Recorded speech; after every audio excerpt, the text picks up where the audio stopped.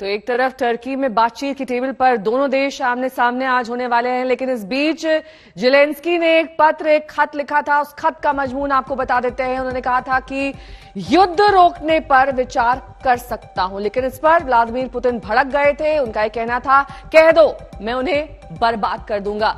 राजेश पवार मेरे सहयोगी इस वक्त तमाम जानकारी के साथ सीधे कीव से जुड़ गए हैं। राजेश, देखिए, ये बातचीत का सिलसिला तो एक तरफ चलता ही रहेगा, लेकिन युद्ध विराम जिस पर पूरा का पूरा विश्व चर्चा कर रहा है, कहीं ना कहीं उस पर संशय बना हुआ है, उस पर काले बादल मंडरा रहे हैं, क्योंकि अभी भी कहीं ना कहीं ये रूस मानने को तैयार नहीं है कि वो कमतर है, और साथ ही यूक्रेन भी मानने को तैयार नहीं कि वो कहीं भी लड़ाई में कोई कोताही छोड़ेगा।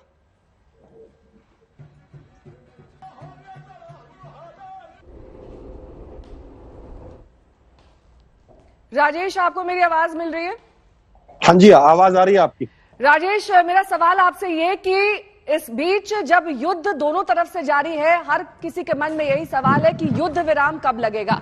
ऐसे में ना तो पुतिन घुटने टेकेंगे, ना यूक्रेन ये मानेगा कि उसके पास हथियार की सप्लाई कम होगी। दोनों ओर से ये भीषण युद्ध जारी रहेगा। ऐसे में सवाल बड़ा यही कि आखिरकार ये जो जंग है सिर्फ यूक्रेन और रूस तक नहीं, बल्कि और भी आसपास के कई देशों को प्रभावित कर रही है। देखिए, जहां तक मुझे लगता है, जो मेरा अपना एनालिसिस है, मेरी पर्सनल ओपिनियन है, जो भी मैंने अभी तक पढ़ा है या जो आसपास की सिचुएशन को जायजा लिया है, मुझे लगता है कि युद्ध चलेगा भी। ये आज की जो बात है टर्की में, ज्यादा कुछ नहीं निकलेगा इससे।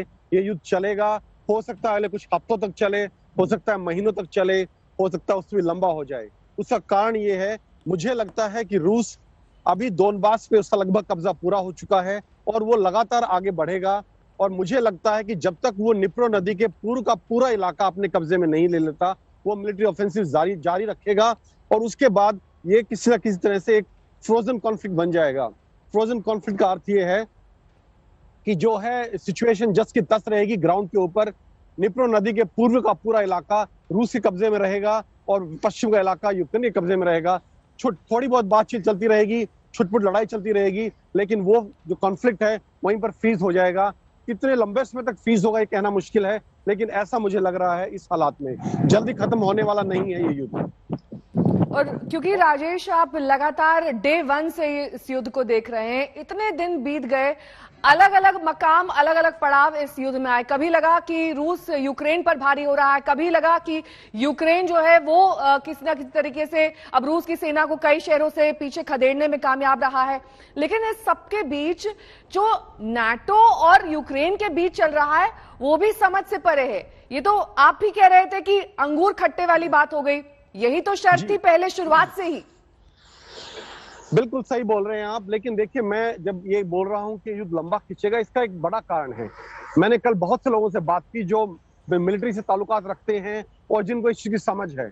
वो ये भी बोल रहे हैं कि अगर जेलेंस्की किसी समझौते की तरफ जाते हैं, समझौता करने की कोशिश करते हैं या कुछ कंसेशंस करते हैं रूस के लिए उसके स्टैंड पर, तो जो आम सैनिक है, आम यूक्रेनियन सैनिक है और कुछ आम नागरिक भी जो लड़ाई के फेवर में है, वो शायद उसके बाद जेलेंस्की का हुक्म मानने से भी मना कर दे। ये भी एक संभावना है। तो जेलेंस्की को हर स्टेप फूक कर लेना पड़ेगा। और दूसरी चीज, जेलेंस्की ने अपने आप को बचाने के लिए जो चीज बोली है वो ये बोली है कि अगर मैं कोई समझौता करता हूँ रूस से, तो उस समझौतों को हम लोगों के पास लेके जाएंगे और एक तरह का मैंडेट लेंगे, लोगों से प्लेबिसाइट कराएंगे कि वो समझौता यूक्रेन को मानना चाहिए नहीं मानना चाहिए। देखिए, ये अपने आप में असंभव है, क्योंकि ये जो मैंडेट, जो प्लेबिसाइट की बात कर रहे हैं जेलेंस्की, ये तभी हो सकता है जब पूरे यूक्रेन में हो। और अगर काफी हिस्सा यूक्रेन का रूस के नीचे से है तो बोलेंगे रूस को पहले पीछे हटना चाहिए वहां से, तभी प्लेबिसाइट संभव है, और वो रूस करेगा नहीं। तो अपने आप में मुझे लगता है कि ये मसला है पूरा और पेचीदा होता जा रहा है, और इसी कारण मुझे लगता है कि युद्ध बहुत लंबा खींचेगा और नेटो इसके बीच में बिल्कुल नहीं आएगा। यूक्रेन अकेला ही लड़ेगा और ये चीज आगे चलती रहेगी। जी, ठीक है।